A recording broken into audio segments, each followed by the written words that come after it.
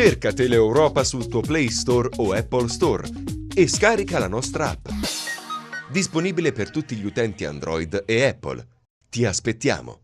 Ci spostiamo a Lorica, in Sila, la perla della Sila, perché gli impianti sciistici saranno pronti per la stagione invernale. Si è chiusa una lunga vertenza. Il collaudo entro il 15 dicembre sarà l'ARSAC a gestire l'impianto, costato 20 milioni di euro, previste nuove assunzioni, come anticipa il governatore Oliverio ai nostri microfoni. Vediamo.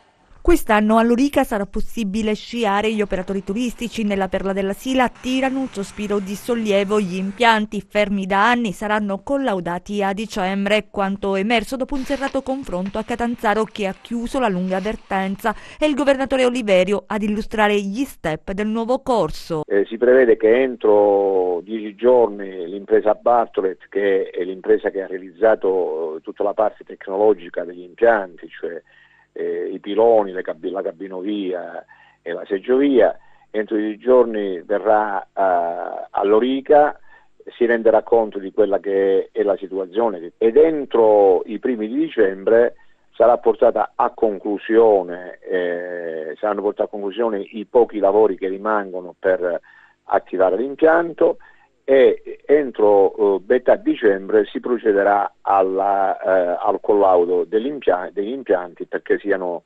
resi attivi, disponibili e quindi possano essere fruibili a partire dalla prossima stagione invernale. Il nuovo impianto, costo 20 milioni di euro, ne sono convinti residenti, imprenditori e istituzioni, sarà volano economico per il territorio. Sarà l'ARSAC a gestire l'infrastruttura, previste nuove assunzioni. Noi assumiamo la responsabilità di pigliarne la gestione e metterla in capo all'ARSAC. Utilizzeremo in parte lavoratori che sono già sugli impianti, che sono professionalmente già preparati a questo lavoro, in parte sugli impianti di Camigliatello, a cui aggiungeremo forze lavoro che saranno formate, professionalizzate, quindi con precisione quanti non le so dire, però sicuramente sarà un'opportunità di lavoro. Cerca Teleeuropa sul tuo Play Store o Apple Store e scarica la nostra app. Disponibile per tutti gli utenti Android e Apple. Ti aspettiamo!